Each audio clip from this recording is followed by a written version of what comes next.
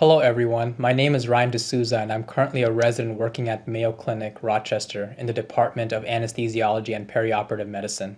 It is my pleasure to discuss a study that I will be presenting at the upcoming ASRA 17th Annual Pain Medicine Meeting held in San Antonio, Texas. My study is entitled Tobacco Use in Fibromyalgia is Associated with Cognitive Dysfunction, a Prospective Cohort Study. As many people are aware, fibromyalgia is quite a prevalent disorder that affects over 5 million Americans. While chronic widespread pain is a fundamental symptom of fibromyalgia, cognitive impairment actually comprises one of the core manifestations and is sometimes colloquially referred to as fibrofog. This cognitive impairment may be even more disabling than pain symptoms themselves.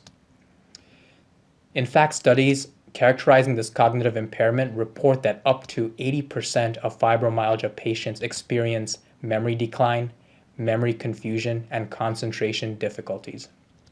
There's currently very limited data studying cognitive impairment in fibromyalgia. Thus, our objective was to evaluate the association between a risk factor such as smoking and cognitive function in fibromyalgia patients. Thus far, the data on tobacco smoking has been very sparse and very mixed. Some studies propose that nicotine may be neuroprotective and may have positive effects on certain cognitive domains such as memory and executive function. However, most studies show an increased risk of negative cognitive outcomes with smoking and point to some of tobacco's harmful effects such as oxidative stress, inflammation, and atherosclerotic processes. So what we sought out to do was survey 668 fibromyalgia patients from the year May 2012 through November 2013 and categorize them by smoking status. We were specifically interested in a primary outcome of cognitive function as measured by the MASQ scale. And then we were also interested in other secondary outcomes such as fibromyalgia symptom severity, quality of life, fatigue, sleep problems, and mood disorders such as anxiety and depression.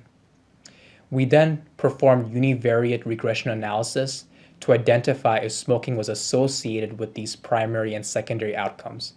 And of course, we adjusted for variables such as age, gender, BMI, marital status, and educational level. And what we found was quite fascinating. Our studies showed that smoking was a risk factor for cognitive dysfunction in fibromyalgia patients. Now, specifically, there was an association of lower total cognitive function and lower scores of language, verbal memory, and visual spatial memory.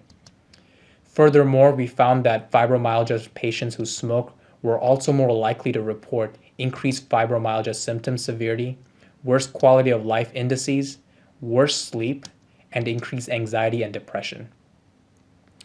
Now, our findings of association between smoking and cognitive problems is quite concordant with several previous studies.